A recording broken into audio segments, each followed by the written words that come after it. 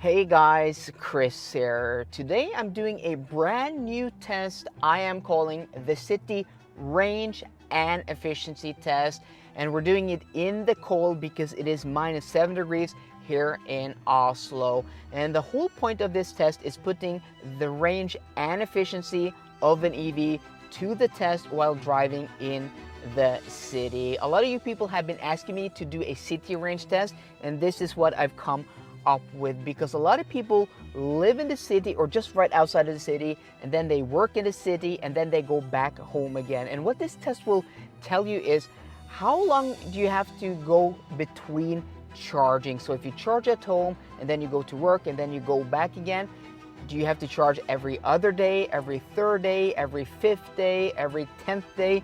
This is the information this test will give you. So I'm going through Oslo through a route which is, quite intricate, and I haven't managed to, when I put it into Google Maps, it doesn't tell me how long the route is, and I'm also only able to do like 9 stops. So yeah, I don't know how long this trip is, but it should take 1 hour once around the city. So I think we're gonna go 2 or maybe 3 times around. And at the end of the video, I will know how far it is, but from the thumbnail of this video, you guys will know. I don't know yet. So I'm going to charge up to like 90, maybe 95% stated charge. And because we're not going to use the whole percentage of the battery, and going to 100% in this car just takes too long. I want to do this test before the sun goes down. But at the end of the video, we're going to calculate the stated charge we started at, the stated charge we stopped at, and then the consumption, and then I'm going to give you guys the real world range. This car charges so darn slow, above 80% stated charge.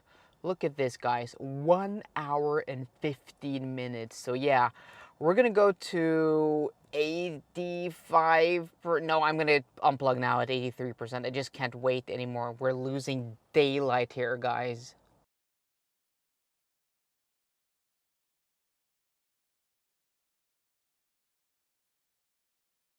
Okay, 5 kilometers on the motorway. We are exiting by Skøyen. It is a beautiful day in Oslo today. Look at this gorgeous, gorgeous weather. So the city part of the driving starts here, but we're calculating the whole route because we're going back to EX 711 in Høvik. But yeah, so consumption is right below 20 actually. Might not be too bad. The temperature has, climbed a little. It's now plus or minus rather 5 degrees Celsius. So the first round around the city, I'm going to show you guys, basically where we're driving. So for people who are interested where we are going. So from Skøyen, we are going to Røde. This is quite a posh part of the city. A lot of, nice and expensive cars are usually parked up the street here. You have an XC90, a Cayenne, an e-tron, an I-Pace up there. This is like a nice part of the city. And this is, what we're doing in this test is a real world test. We're stopping for the trams, for people crossing the road, red lights, roundabouts. Yeah, look at these. I don't think these are, single homes, but some of these are actually. This is crazy expensive. I think there's a house up here somewhere for sale for like 125 million Norwegian kroners. Yeah, I know in some parts of the world that's like, oh, that's not expensive. And of course there are more expensive properties here, but yeah, that's quite the price. 125 million kroners, that's a lot of money any day of the week. Look at these houses. And we're relatively close to the city. That's why it's so expensive. But it's like a historically expensive place to live. And yeah, you have a lot of embassies. There's an embassy here.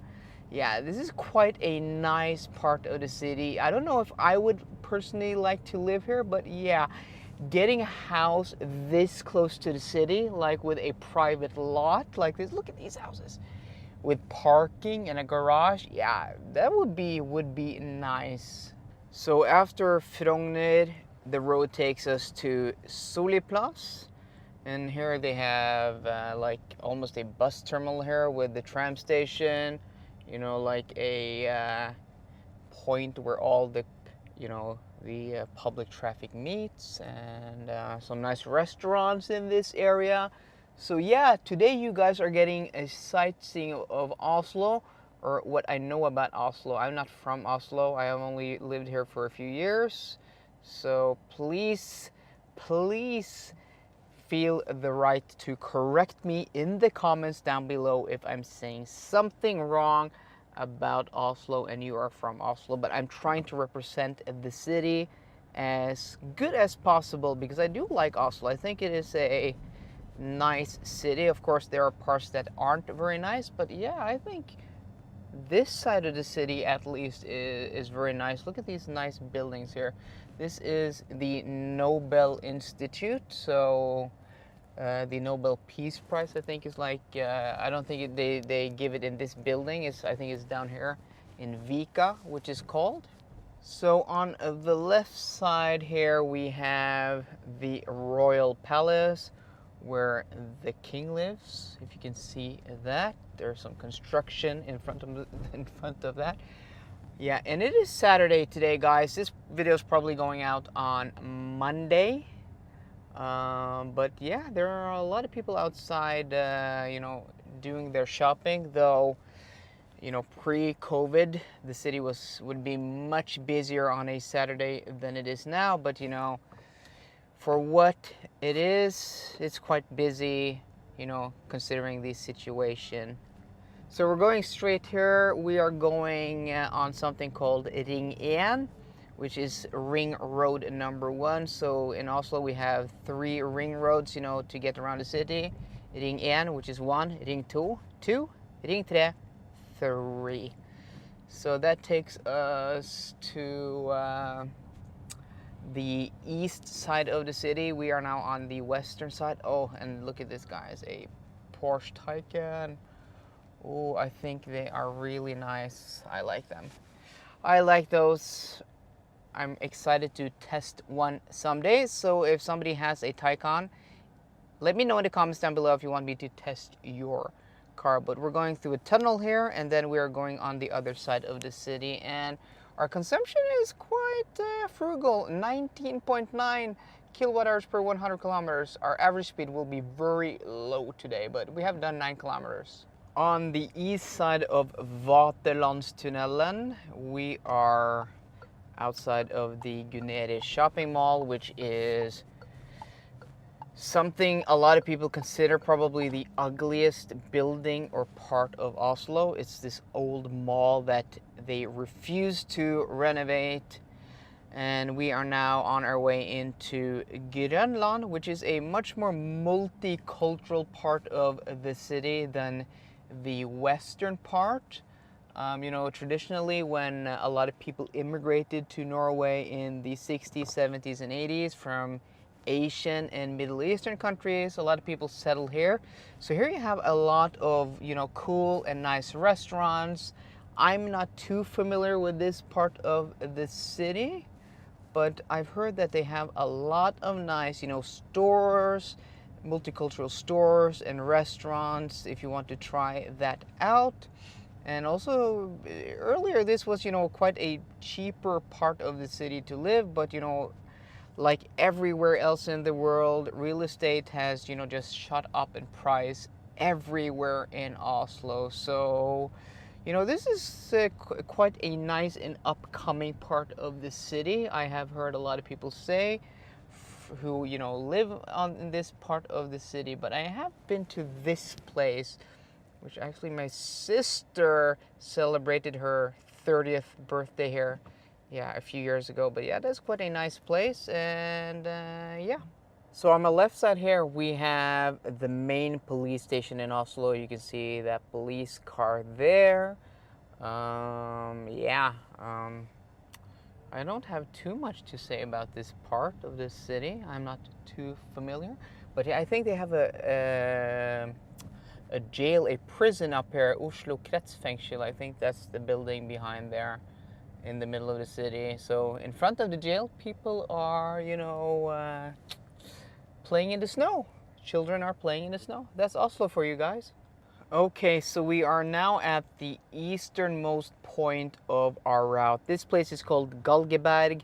Right up here we have Vålerenga, which is, you know, a historically neighborhood for the working class. A lot of people lived in, you know, these old wooden houses back in the days, and today is quite a cool and popular area because, yeah, it's probably the only part of Oslo which has, you know, these old wooden houses. Everything you can see here, you know, are brick buildings, which is built much later.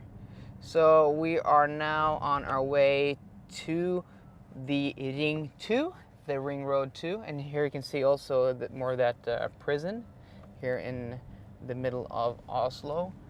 So we're on our way to Ring 2, which should be right up here to, oh, that's a red light, Chris.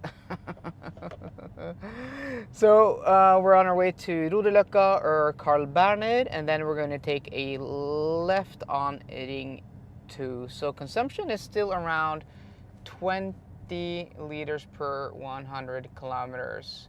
So I don't think we're going to do that many kilometers today. And yeah, I thought that, you know, going 3 times around the city might be, might have, you know, eaten up a lot of the battery, but I don't think so. I think we will be able to do 3 rounds without any problem at all. Okay, so we're now approaching Carl Berner. You can see the Renault sign on top of the building up there. That is Carl Berner's Plass. And I must say, driving this Peugeot e-2008 around the city is very, very comfortable. I mean, the suspension tuning is perfect for the city. The way the drivetrain is set up, you know, the software for the throttle pedal, the brakes, the steering, everything just feels very nice and uniform, and everything just works in sync. It's a perfect city car, and that's something the French do exceptionally well. You can see, well, we have a Peugeot 208 in front of us, the old model. That's why these small French cars are so popular here in Europe, in Norway, of course, but, you know, especially in Europe, the small French cars, small hatchbacks, small, you know, crossovers like this are super popular. And this is a nice car. You have a nice driving position, you know, you have that raised ride height, giving you that extra ground clearance, and also, you know, that nice ingress and regress height, and it just works nicely. And this is also a nice size. It's about 4.3 meters long. It's not too long, it's not too short, it's just the right size for the city. The only thing I can complain about is that this drivetrain with 136 horsepower is a bit lackluster, even in the city. You know, initial tip-in on the throttle, and we can go in the bus lane because we're driving an EV. The initial, you know, tip-in the throttle is quite nice, but once you get moving, yeah, there really isn't much power at all. So now we're on Ring 2, we're on our way back to, oh, they've changed the rules. I'm not allowed to drive in that bus lane without a passenger anymore. So I think that's new, like this week. They changed the rules there. So we're on our Ring 2 now. We're on our way back westwards. You know, I'm going to put up a map so you guys can follow the trip. So we're on our way westwards back to the western part of the city to finish the loop. So we are now at Majorstuen. This is also, you know, a big, like, traffic point intersection where, you know, the tram meets the metro and all the traffic and all the buses. You can see it's quite busy here. So we're going to take a left here into Bogstadveien, which is like this upmarket high street shopping street. It's quite a nice street. I think it's one of the prettiest parts of Oslo, actually. So when the light turns green here, and it's also always, you know, we have a green light, but sometimes the pedestrians also have a green light. So yeah, you can see, oh, and look at that, guys, RSQ8 blacked out. Ooh, nice car, nice car. But it is a fossil car, so downvote the fossil car, or don't downvote the video, but leave a comment about fossil cars if you don't like fossil cars in the comment section below. And for the longest time, this part of the street was actually closed off because of some construction. But yeah, it's now open, and yeah, this is a nice part of the city. And you can see, you know, we're just at a leisurely speed, cruising through the city, relaxing. This is a nice and relaxing test, guys. So Norway's to go EV, fully EV by 2025, they are saying. Look at here, a Tesla Model 3, that's an i3, a Model X, and then we have, that's not a Taycan, that's a Panamera actually. You have an Ioniq there, and then you have a Zoe, and then that's actually an old Think, and then we have a Ferrari 430. But yeah, there are a lot of EVs in Oslo now. So we're now back at Soleplass, but our loop isn't finished yet because the loop is a bit longer, but we will be crossing this point again because we came from over there, which is Drammensveien, but we are going not down here. Yeah, I think we're going down here. No, we're not going here. We are going here, down Bygdøy Allé, which is also a very nice and posh street. Well, according to Monopoly, if you played in Monopoly in Norway, this is one of the most expensive properties in Monopoly. If I'm not mistaken, I might be wrong, but I didn't play Monopoly that long ago. But we're going straight here, down towards Skøyen, and then we will take a left at the end here, and then that will be the end of our route. But we're still in Frogner, and this is also quite a posh part of the city. It's very close to, you know, the city center, and it's a quite nice place. Yeah, you can see here an S-Class parked there. So, and down one of these streets, I think I counted like once like 20 Porsches. It was crazy, insane. People like Porsches in this part of the city. Yeah. Okay, so this completes our loop going left here. Of course, we're going to go back to Høvik. That will give us, you know, an extra 6 kilometers or 6 or 7. So yeah, 16 kilometers is this loop. So from Høvik we spent 51 minutes, 52 minutes. So we're gonna go 2 more times, maybe 3 more times. It would be nice to go 100 kilometers in city driving alone. That would be a nice thumbnail and title. So yeah, I think we're going to go for 4 more loops, right? Or 3 more loops to make it 100 kilometers. Oh, and I almost forgot, at the end of the first loop, our consumption is now 19.5 kilowatt hours per 100 kilometers, which isn't bad, guys.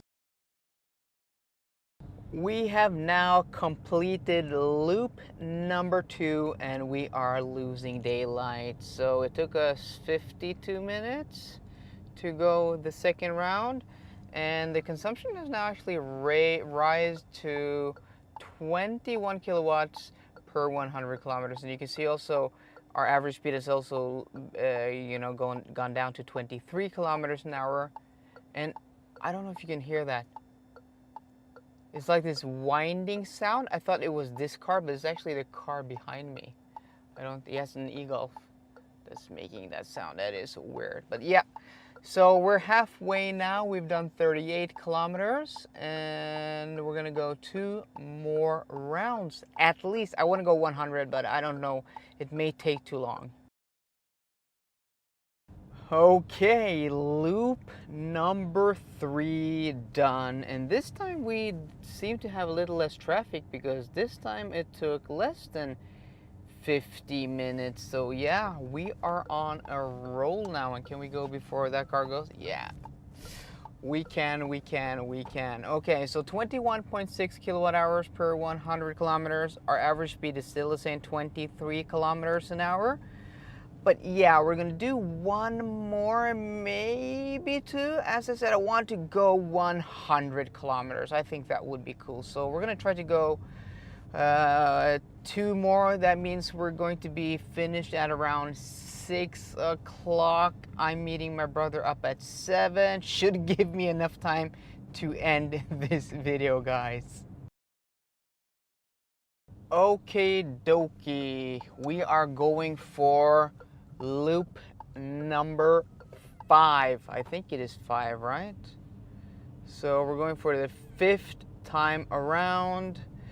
We are currently just below 50% status charge, and what's really interesting is that, you know, the consumption is relatively low for, you know, city driving. If this was a fossil car, a petrol or a diesel, the consumption would be high because, yeah, fossil cars use a lot of fuel for city driving, stop and go. But yeah, this is where EVs are quite efficient. So, you know, our consumption has of course risen to around 22 kilowatt hours per 100 kilometers, but our average speed has also dropped to 22 kilometers. So yeah, we've been doing this for almost, for a little more than 3 hours. So one trip around the city, again, that should bring us to 100 kilometers.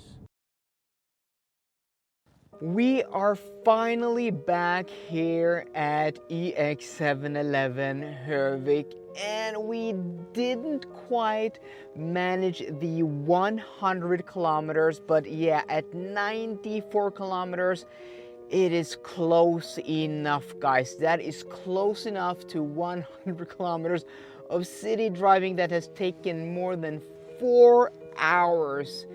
Yeah, and our consumption ended at 22.8 kilowatt hours per 100 kilometers, which isn't bad at all, considering that, you know, it was as cold as -9 degrees Celsius outside. It fluctuated between -7 and -9, you know, during the whole 4 hours, and our average speed was like 23 kilometers an hour. Yeah, we went slow and it was cold, and considering I had, you know, a comfortable like 22 and a half degrees inside the cabin, that isn't bad at all. So guys, I hope you enjoyed today's video. If you did, please drop me a thumbs up down below, and for more car content, as always guys, please subscribe. See you guys later and goodbye.